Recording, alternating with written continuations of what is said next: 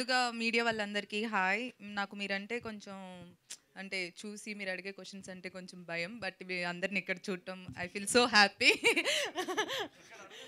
ఆహా! నో, నార్మల్‌గా నేను టీవీలో చూస్తూ ఉన్నాను. మళ్ళీ ఇక్కడ చూసాను. హాయ్ అని చెప్తున్నాను అంతే.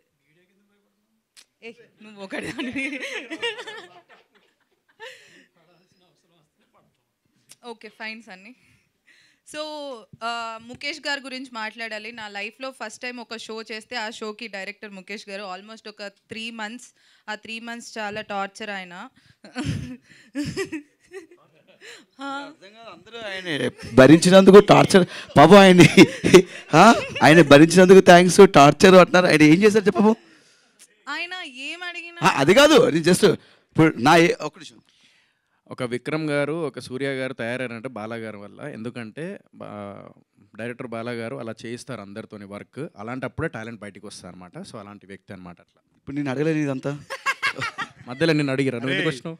సాగు కొట్టారంటే నువ్వు చెప్పిన దానికి మేము అనిన దానికి అర్థం చేసుకోరు. ఇప్పుడు నువ్వు అన్నదానికి వాళ్ళు అపార్థం చేసుకుంటారు.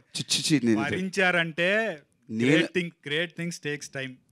అలాగే ఎవరైనా ఒక ప్రొడ్యూసర్ అయినా సరే ఇన్ని రోజులు లేట్ అవుతుందంటే బాధపడతారు. బట్ అది హిట్ అయ్యి ఇప్పుడు వాళ్ళు ఎలాగైతే నవ్వుతున్నారు. నేనేదో కామెడీ చేస్తున్నా, ఆయన ఏమో సీరియస్గా వచ్చి చెప్తారు మొత్తం. కామెడీ కాదు రే. Yeah, thank you. So coming to Bahishkarana, నాకు అంజలి గారు అంటే చాలా ఇష్టం. సీతమ్మ వాకిట్లో సిరిమల్లె చెట్టు, తర్వాత రీసెంట్గా గీతాంజలి కూడా.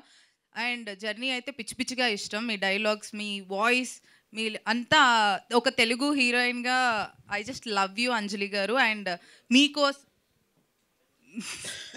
మీకోసం ఈరోజు నేను చాలా అంటే చాలా లేట్ అయింది నాకు ట్రాఫిక్లో, అయినా కూడా ఎట్లయినా వచ్చి మిమ్మల్ని చూడాలని అనుకున్నాను. సో అందుకే వచ్చాను. And thank you, very good luck. మీ బహిష్కరణ ఇంకా సూపర్ డూపర్ హిట్ అయిపోవాలి అని. అండ్ ఇప్పుడే వెళ్ళి అన్ని ఎపిసోడ్స్ అన్నీ చూస్తాను.